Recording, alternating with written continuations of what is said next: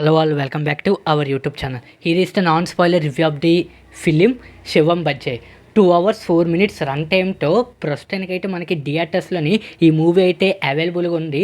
So movie చూసిన తర్వాత నా ఒపీనియన్ చెప్పాలంటే, ఇప్పుడే కానీ మన ఛానల్ మీ ఫస్ట్ టైం విజిట్ చేసినట్టయితే please like, share and subscribe to my YouTube channel. Alright, let's back to our actual content.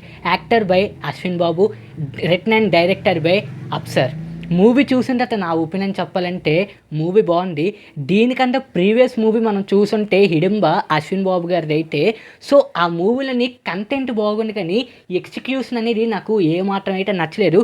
కానీ ఈ శివం బజ్జే మూవీ వచ్చేటప్పటికి స్టోరీతో పాటును ఎగ్జిక్యూషన్ కూడా చాలా పర్ఫెక్ట్గా అయితే చేయడం అయితే జరిగింది. అలాగే డైరెక్షన్ బాగుండి, అలాగే కంటెంట్ బాగుండి, యాక్టర్ పర్ఫార్మెన్స్ బాగుండి. స్టార్టింగ్ అసలు ఏం జరుగుతుందో అసలు అర్థం కాలేదు కానీ ఇంటర్వ్యూలు సీన్ అప్పుడు మాత్రం హైలైట్ అనిపించింది. ఆ ఇంటర్వ్యూల్ సీన్ ఏదైతే ఉందో హైలైట్ అనిపించింది.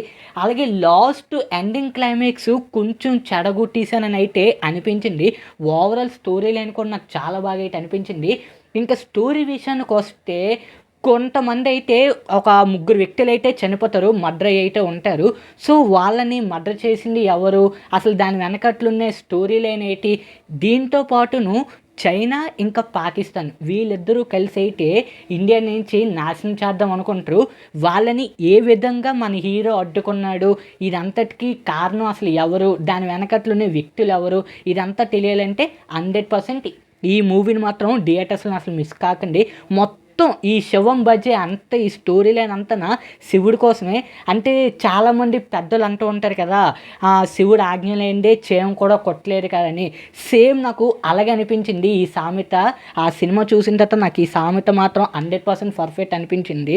సో చాలామంది పెద్దవాళ్ళు అంటూ ఉంటారు, సో మొత్తం ఈ శివుడి చుట్టూనే ఈ స్టోరీ అంటే శివ ఆజ్ఞ లేనిదే ఏమీ జరగదు అనేది అయితే ఇంకొకసారి కూడా ప్రూవ్ చేసుకున్నారు.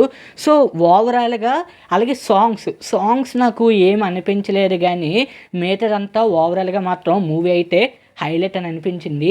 నా ఒక్క రేటింగు 5కి అయితే 2.5 ఇస్తాను ఈ మూవీకి అయితే. That's all guys. ఈ వీడియో కానీ మీకు నచ్చినట్లయితే please like, share and subscribe to my YouTube channel.